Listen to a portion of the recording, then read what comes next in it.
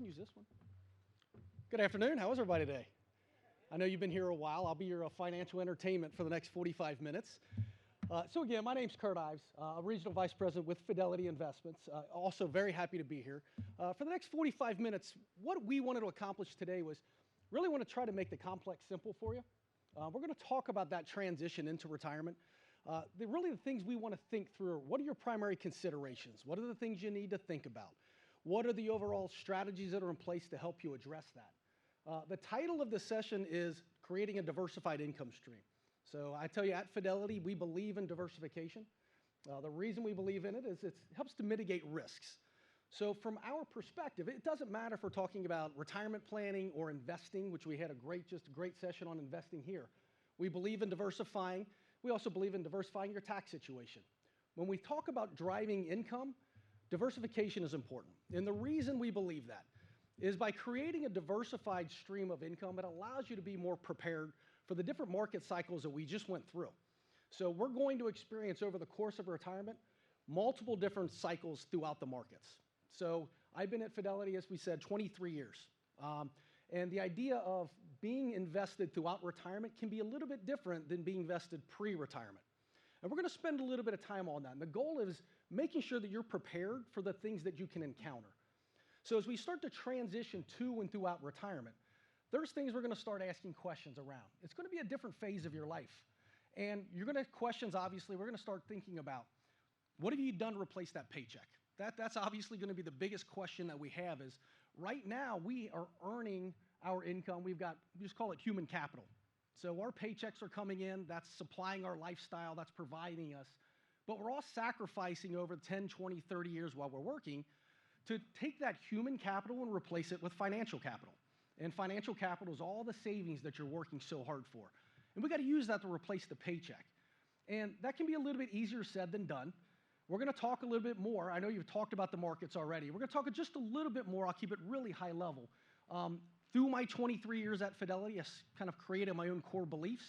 One of my core beliefs is that life and retirement are too short to allow the market to dictate my happiness. Whether the market's up or down shouldn't determine whether or not I'm in a good mood. And it shouldn't determine whether or not you have a successful retirement. And we'll talk through that.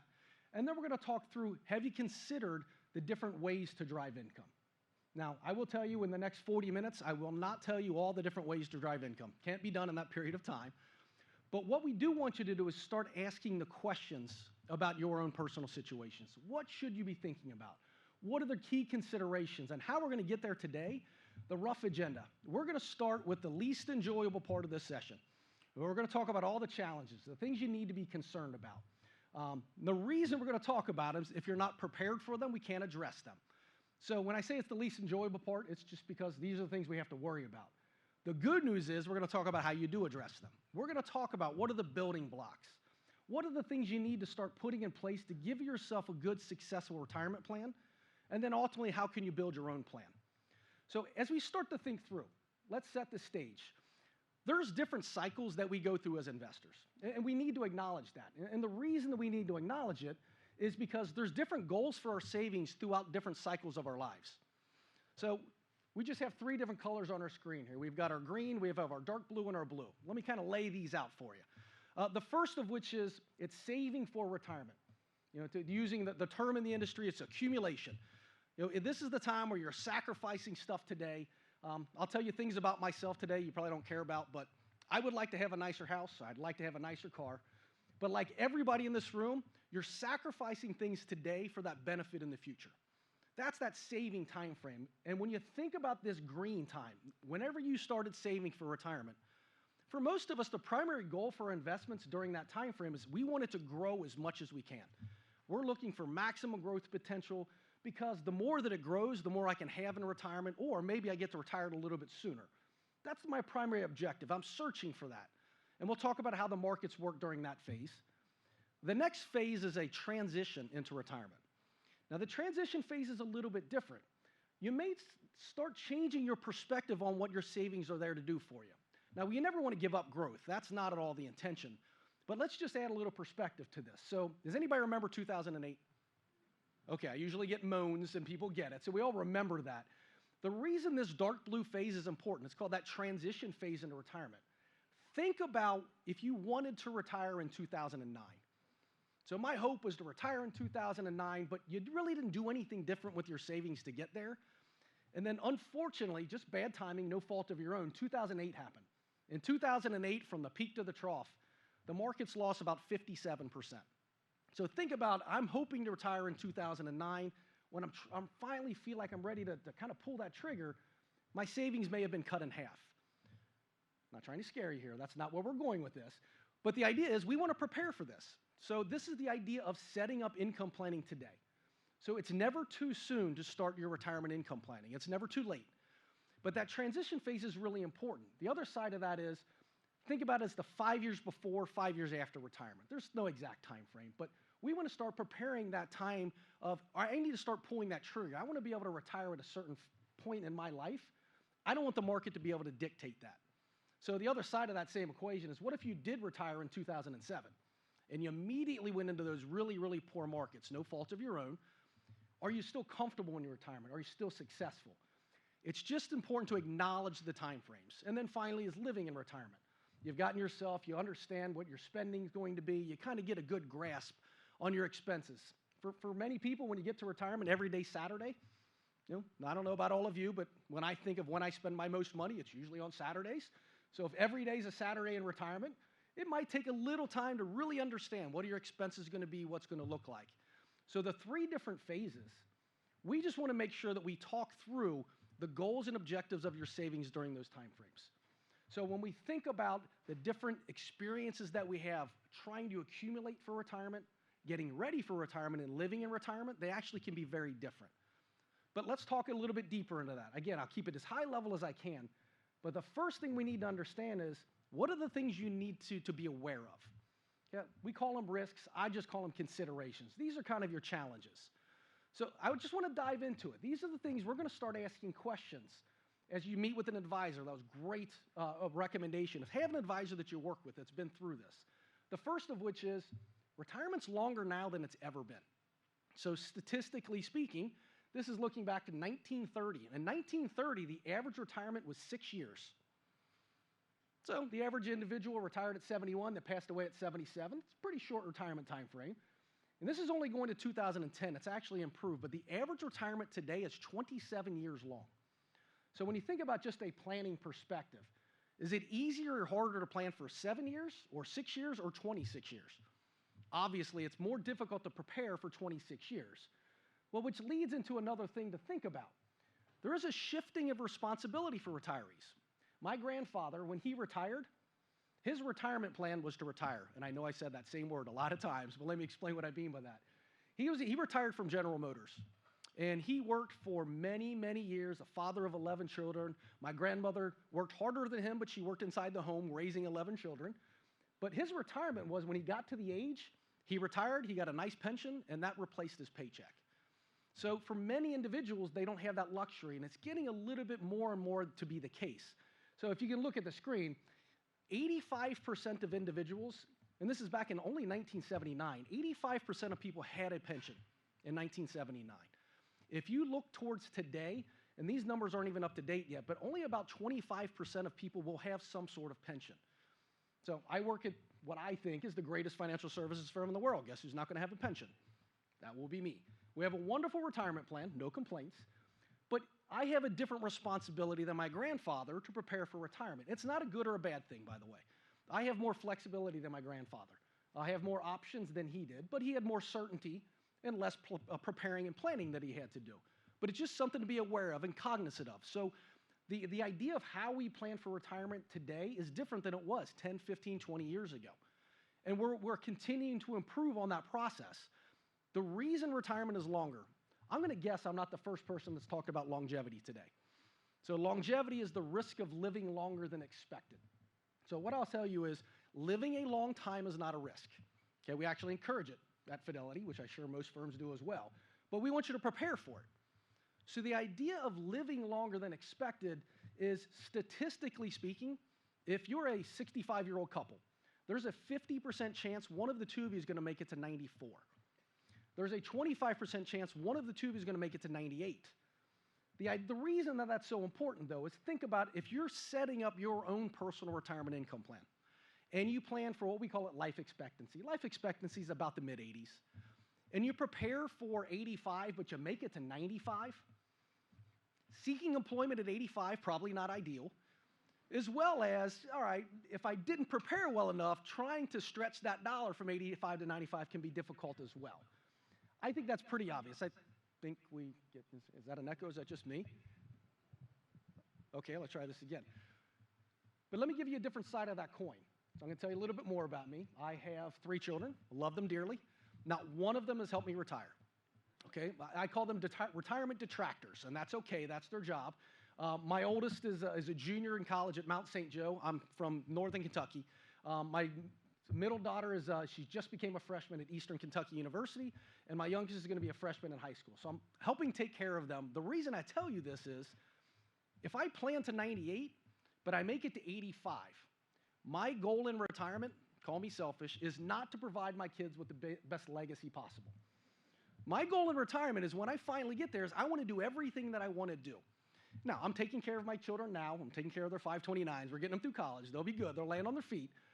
But my goal in retirement is if I plan to 98, but I only make it to 85, I may have given up on some things I could have done. I only bring this up because it's a balancing act we're going to talk through. You got to figure out, how do you make sure you get to do all the things you want to do, but you don't want to spend too much too soon? I told you before, this is the hard part. We'll talk about how we address it. But these are the things to think about. These are the considerations. The other things to think through. Things are just going to get more expensive. I think we all know that. We talk about inflation. Inflation is just simply the idea of $1 today isn't worth $1 at the end of retirement. So on the slide, just focus on the middle. The middle is 3%. That's been our historical norm when it comes to inflation. And this is going just over the course of a 25-year retirement. So that middle number, what it's showing us is if you have $50,000 of income today, it will purchase $50,000 of goods and services. Pretty straightforward. In order to get the same $50,000 of goods and services at the end of retirement, you're going to have about $105,000 of income. And that's just because what inflation is and what it does. It's okay. Well, you can address it. We'll talk about how we do that. But you have to acknowledge it. You have to understand that it's there. Most of us don't have a pool of money today that will last for 30 years without growing. So anybody familiar with Warren Buffett? Okay, Warren Buffett doesn't need to grow his money. I'm going to go out on a limb. He's wealthier than all of us combined. Well, we just talked about Jeff Bezos. Jeff Bezos lost $7 billion over the markets past couple of days. Jeff's going to be okay. But most of us need to have growth in our portfolio, and inflation is one of the reasons. We'll talk through how we get there, but now we get to the markets. Now, as I had mentioned, I don't think the market should dictate your happiness. But we had an excellent piece that was just there before that talked about emotional investing. And I actually just want to parrot that because I couldn't agree more with that conversation. When you think about investing, so when you go into that investment, does anybody in this room have an emotional attachment to your money? Okay, I thought so. You typically see some hands. We all do. It represents a goal for us. When you think about what the markets do, it's really important to acknowledge what the markets do really well, and that was set up perfectly just a handful of minutes ago. What the markets do really well is they grow over the long term. You want to take advantage of that. What the markets don't do well at all is offer any predictability in the short term. So you need to address that within your plan, and it can be done. But the primary goal of investing is to take advantage of what the markets do, prepare for what they don't do, but we need to take emotions out of the equation as much as we can. So it's been pretty much set up, but on our screen, we've got 5 different colors. I'm just going to focus on 2. There's 2 emotions that we all invest with: fear and greed. Those emotions drive behavior. And again, the slide we saw before from Dalbar was a perfect example of that, where the average investor doesn't even keep pace with inflation because when the markets go up, we get greedy. When the markets go down, we get fearful. And we tend to make emotional decisions. By establishing a good a good income plan, we get to take advantage of what the markets do really well. And we get to prepare for what the markets don't do well, which is this volatility that we're seeing on the screen. This is going to get us into the building blocks. But as we think about the 2 other things to think through in retirement, one of those is, how much can you withdraw? It's a good question, and I don't have an answer for you because no one really knows, but there is a rule of thumb. There's a rule of thumb when it comes to retirement income planning. Anybody know what that rule of thumb, what's a manageable withdrawal rate? It's 4%. That's been a study that's been done. It's kind of been turned into, it's called the 4% withdrawal rule. Okay, the 4% withdrawal rule, what had happened, this was a study done by a financial advisor out in California. His name was William Bengen. I'll give you all the background. But he did research from the history of the market, and he ran 30-year windows. And over 30-year windows, it came to be that 4% came to be what was that manageable withdrawal rate where your money reasonably would last for 30 years. Overly simplistic, but that's the basic behind it. It's kind of turned into, hey, this is how I do income planning. That rule has been around since 1994. Most people think it's been around since the 20s and the 30s and the 50s and the 60s. In reality, it's only been around since the early 90s. But what the rule is, what we're seeing on the screen, the important part of a withdrawal rate is getting an understanding of how much can you take out of your savings and make sure you don't take out too much too soon because you want it to last as long as you do. So there's just a quick example that we have on the screen, might be hard to see, but it's showing different withdrawal rates from 4, 5, 6, and 7%. The goal of this slide is to make sure that we all understand 1% really makes a difference. The 4% is the light blue line up top. And this was just showing, and the scenario is a 50% stock portfolio, a 50% bond portfolio, combination of those. And the choice was 1972. Now, why did we use 1972? I have no idea. We had to pick a point in time. That's what we used. But 1972, what it was showing is if you had a 4% withdrawal rate, so just to put it in perspective, what this means is if you have $1 million, it's a big number, but it's round, it helps me. If you have $1 million in your savings, 4% means you can take out $40,000. And that's that withdrawal rate that you can take out. Well, in this example in 1972, that 4% withdrawal, you can see, maybe, maybe not, but this individual, this scenario, started with $500,000. At the end of retirement, and this was a long retirement, they ended up with over 2.5 times what they started with. But you see that same person that's had a 5% withdrawal, unfortunately, they ran out of savings at 89. So the difference of 1% can make a really, really distinct difference. So we want to make sure that you understand that. When it comes to withdrawal rates, it could be the next 30 years, the best withdrawal rate could have been 6%, but it could be 3%. We don't really know, and that's okay because what we're going to do is we're going to establish a plan that allows us to maximize that withdrawal, but also give you financial security when it comes to driving income. So again, how much you take out is a question, and this is the last consideration. I know this slide's difficult to see, but I'm going to talk you through it. This is called the sequence of returns risk. And the reason we specifically bring this slide up for you is this is going to be a unique risk to retirees. Okay, what the sequence of returns is when you get into retirement, when you get your returns is more important than the actual return. So let me go back to 2008. Was 2008 a good year or a bad year? I hear bad. Before you rush the stage, let me explain, but 2008 actually could have been a really good year. If you were working, 2008 was a really good year. Only reason I can say that is, let's put it in perspective. When you were working, when we see volatility, which we've had these conversations already, volatility in the market, the ups and downs, when that market went down 50% in 2008, if you're still working, you got to buy some stuff on sale. So what happened is you're contributing to your 403B, your 401K, your 401A, whatever you're contributing to. That $1,000 that you were putting in, when the market was down 50%, you got to buy stuff on sale. You got to buy stuff at half off. That's a really good thing. When you get into retirement, it's just the opposite. So 2008 was a horrible year for retirees because that's when you needed to get your money back. And when you're in retirement, you had to sell twice as many shares to get your same income back. So it is a unique perspective, but it's just one we want to make sure that you get. What the sequence of returns is, I'll do my best to explain it. We have two individuals up here. Okay, one individual has $100,000, that's investor A, and the other, investor B, has $100,000. Works out perfectly fine. So investor A is on the left, and you can see, maybe, maybe not, at the bottom of the screen of each of these columns. So investor A has an arithmetic mean of 6.8%. Investor B also has 6.8%. The standard deviation for investor A is 12.8. Standard deviation is 12.8 for B. The average growth rate is 6 and 6. Well, why do investor A and investor B have the exact same numbers at the bottom? Well, the reason is investor A and investor B have the exact same returns as each other, but they just have them in opposite order of each other.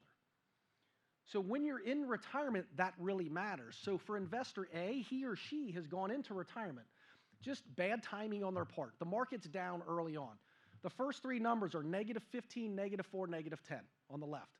If you look on the bottom right, you'll see -15, -4, -10 for investor B. So again, same returns, just opposite order. Why does it matter?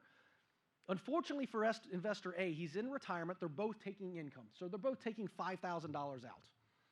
Well, investor A is selling into those down markets just because he or she needs the income. What happens is he or she's selling more shares, and in 20 years, they've run out of money because they had to sell more of their shares to get the income. Where investor B, they were fortunate. They had good markets early in retirement. So at the end of retirement, they had all of their income plus 2.5 times what they started with. What is the only difference between investor A and investor B? It is when they got their returns. So what I'll leave you with on this piece is that sequence of returns, that transition into retirement, how your savings work is a little bit different. So when we are saving, all of us, when we save for retirement, we get to use average annual returns. When you're in retirement, you have to use actual annual returns. And there can be a really big difference between the two. So the only two questions on the slide. One, which of these two market scenarios are we going to see for the next 25 years? I have no idea. I wish someone had the answer to that. This would be a much easier game. We're probably going to get both, some combination of those. But the other question is, let's say investor A and investor B, they both have the same returns on the screen in the exact same order that's listed, but neither one of them take a penny out. This is a trick question. Which one has more money at the end of 25 years? It's exactly the same.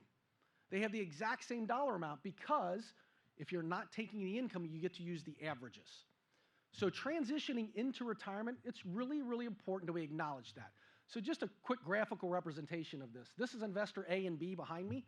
So investor A, obviously you can see it going down because they had poor markets early. Investor B, this is if they weren't taking income. So they had dramatically different paths to get there, but they ended up with the exact same dollar amount.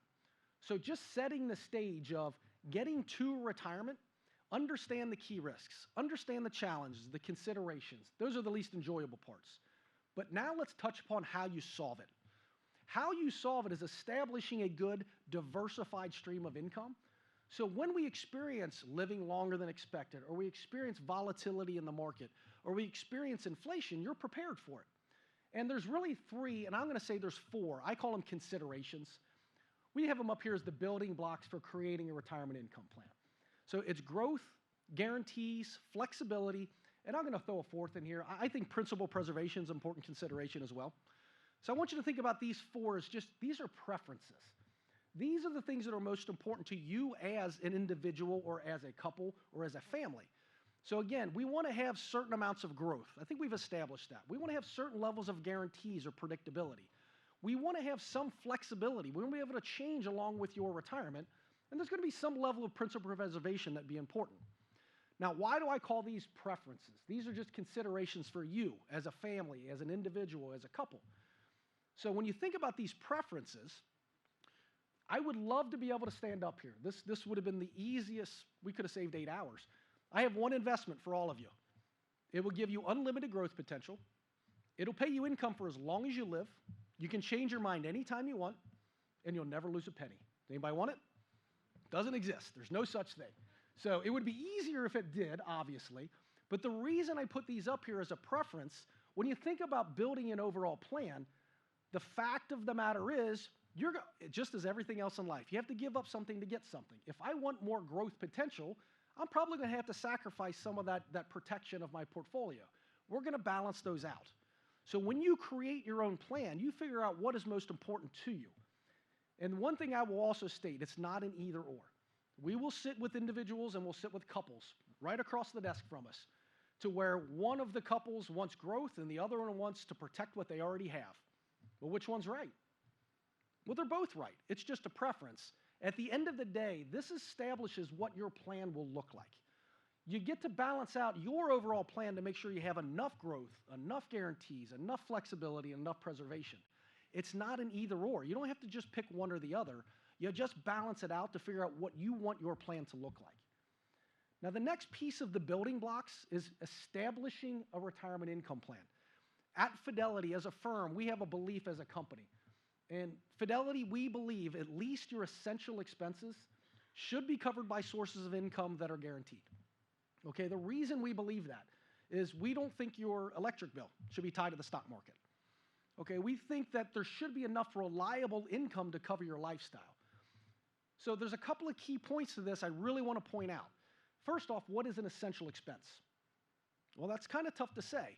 So again, 23 years at Fidelity, yet one time I have not met a retiree who went into retirement voluntarily because they wanted to survive, right? There's some lifestyle that you envision living. That's kind of why we get the transition. So an essential expense is really whatever you determine. Does anybody have grandchildren in the room? Chances are someone does. If you do, does anybody have grandchildren live in a different state? Are you willing to call your son or daughter, say, can't see the grandkids this year, the market's down? Okay, if you're not willing to make that call, that is a travel expense that we consider an essential expense. An essential expense is, I just think about it as, what's the minimum lifestyle you're willing to accept? And it could be golf memberships, it could be visiting grandchildren, travel in general, anything that you want it to be. I met a gentleman in Nashville, Tennessee, about 6 years ago, and we're going through his retirement income plan, and he had 4 Tennessee Titan football tickets. That's their NFL team down in Nashville. He had 4 Tennessee Titan football tickets listed as essential expenses. I'm like, you got to tell me about this. He said, this is 10 weekends a year I spend with my son and 2 grandsons. He goes, I don't care what happens at the market, I'm going to do that. It's like, you are exactly right. That is an essential expense. So when we start thinking about creating your income plan, one of the most important things that we view is establishing what are your essential expenses. And then you want to align essential expenses up with sources of income that are reliable. We don't want the market dictating whether or not your lifestyle is impacted. That's how we start to take some of the markets out of whether or not your retirement will be successful, as well as talk about that emotional investing. If you know that the market drops 10, 20, 30%, pick a number, but you know it has no impact on whether or not you continue to get to do the things you want to do in retirement, are you more likely to be able to stay the course? Are you more likely to stay invested, more likely to take the emotions out of the equation? This is a really big factor in establishing an income plan to make sure you have the proper foundation for reliable income for the types of expenses that are most important to you. Now, we use the term guarantee. Guarantee is not a term we get to throw around in the financial services world. In reality, there's 3 ways to get guaranteed income in retirement, and all 3 of them are annuities. Okay, you have what is called a government annuity, which is Social Security. You have what is a corporate annuity, which is if anybody has a pension, that's a corporate annuity. And if you do not, you have to set up your own personal annuities. Those are just sources of guaranteed income.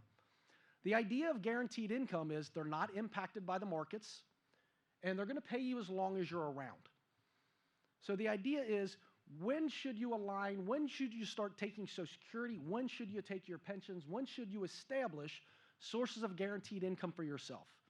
That's where good planning comes into play.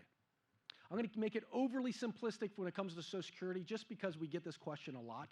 When should I take Social Security? I will unfortunately have to tell you, I don't know. And the reason I don't know because there's 200 people in here and you're going to have different answers. But I will just tell you, statistically speaking, you're better to wait until 70 or later if you make it past your mid-80s. And the reason is you get a higher income level when you start taking income later. Now, I don't want anybody basing a decision off of that. There's a lot more involved with that, but that's just pure statistics. But when it comes down to sources of guaranteed income, this is the foundational component of starting to create your plan, because what it allows you to do is set a baseline of income that's coming in to support your lifestyle. You get to start to separate what the markets don't do well, that volatility, so we get to participate in that market over the long term, but what we see in the short term doesn't affect us as much. Okay, the next thing is we need to have that growth potential. We've hit that. Establishing that long-term growth component of your plan. I need to make sure that I have enough dollars in my savings that are still giving that long-term growth, that give me that hedge against inflation, that give me additional leverage to living longer than I thought I was going to. So you need to have some sort of growth component within your plan. Now, what is the right type of allocation? What we're looking on the screen here, These are just different asset allocations. What is an asset allocation? An asset allocation is how much do you have in stocks, bonds, and cash? Pretty simple, right? So the more that you have on the left-hand side of the screen, think about that as cash. The more you have on the far left, the less ups and downs you're going to experience in the market. Now, why would you not put everything you own in cash? Well, because it's not giving me much growth. So when you think about investing everything in cash, and I say this tongue-in-cheek, but cash is the safest place to lose money. Because inflation actually is higher than what we're getting in cash. But does cash serve a purpose in your income plan? Of course it does. A very important portion. But when you think about growth, the far right-hand side is everything in the market, everything in stocks. So when you look at over the history of the markets, averaged about 10%. Well, why would you not put everything you have in just pure growth? Well, reason being, and it's not on the screen, in one given year, that 100% equity portfolio lost over 70%. Would anybody be comfortable losing 70% in one given year? No, of course not. So we look at what are called asset allocations, and they kind of balance it out. I'm going to go, if anybody's ever met with an advisor, and you've probably asked the question, on a scale of 1 to 10, what's your risk tolerance? Is that foreign to anyone? But if you've done it, you've gotten that. And you know what answer we get more often than not? 5 or 6. Almost exclusively, and that's not exact, but we get it a lot. And the reason is, I want some of the upside, but I don't want the downside. It's perfectly logical, makes perfect sense. So what we do is we've got to help you figure out what is the right allocation that allows you to be financially successful, but also emotionally comfortable. So the combination of what these asset allocations are, that's how the approach works.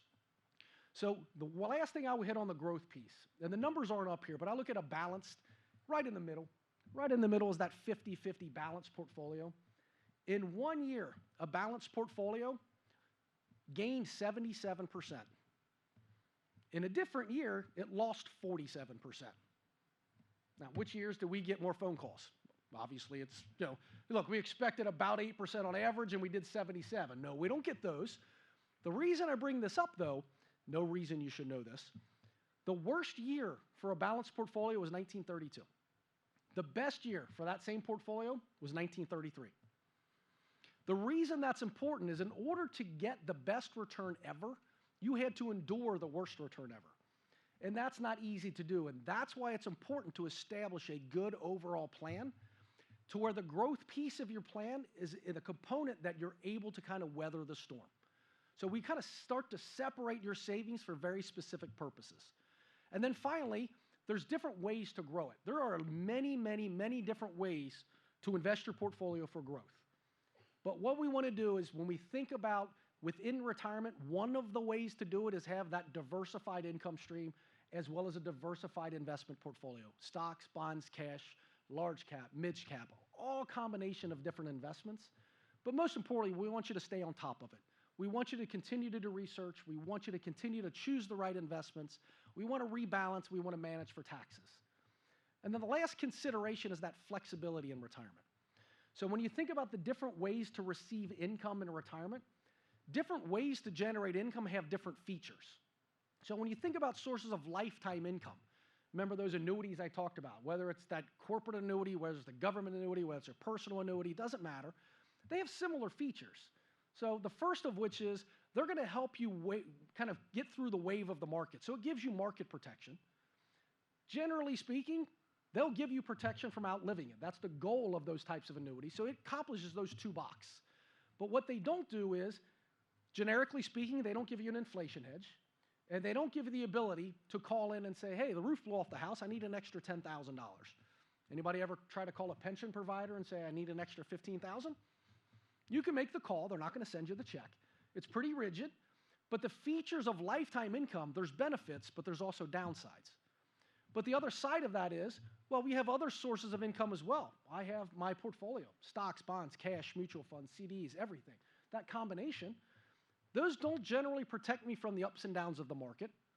They don't protect me from outliving it, but they do give me an inflation hedge over the long term, and I can always change my mind on what I'm doing with those sources of income. The reason this slide is up here, this is kind of the answer to the test. We want you to look at diversified combined sources of income. And the reason being, they take in all of the features of driving income. We want you to have growth. We want you to have flexibility. We want you to have guarantees. We want you to have preservation. By having a combined sources of income, it allows you to check all of those boxes and create a plan that's going to be most important and reliable and accountable to you. So when you think about creating your own plan, what should your plan look like? Well, the good news is, and the bad news is, everybody in here is going to have a different answer. So I give you just a quick hypothetical scenario of my next door neighbor. My next door neighbor and I are the same age. We have the same income. We have the same assets. We have the same expenses. Everything on our balance sheets is identical. But our retirement income plan is completely different. And the reason is my neighbor wants to grow his money as much as he can, and I want to protect what I already have. Which one of our plans is going to be right? They're both right. We just have different preferences. So when you think about creating your own retirement income plan, there's multiple factors. You can see in the gray barely up here, but we want you to have an emergency fund. An emergency fund is to cover unexpected short-term expenses, that roof that blew off. We don't want you to have to dive into other sources that maybe you weren't prepared for. We want you to have dedicated sources to generate and drive income because that's what they do best. We want you to have reserve assets that are there to give you more flexibility and more growth potential. But the combination of all of those together help you establish a good, solid plan that allows you to be emotionally comfortable as well. So the next steps, you've got lots of steps. But the first of which is just think about the different challenges we talked about. Which are most important to you? Which are you most concerned about? And which of the building blocks most closely align with your preferences? Is it most important to you to grow your money as much as you can, or do you want to protect what you have? Is it more important to have flexibility? Is it more important to have more stability around your income? Whatever your answer is the right answer. It's your plan that you're looking to establish. So think about all of those different building blocks, and then finally take the steps to build your own plan. And then finally, there are plenty of places you can get help. If you're looking for guidance and assistance from Fidelity, you have plenty of resources here.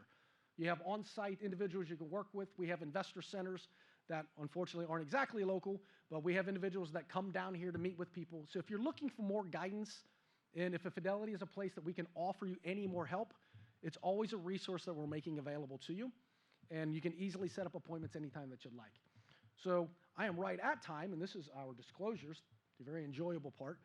But I do have time for any other quick questions that anybody may have.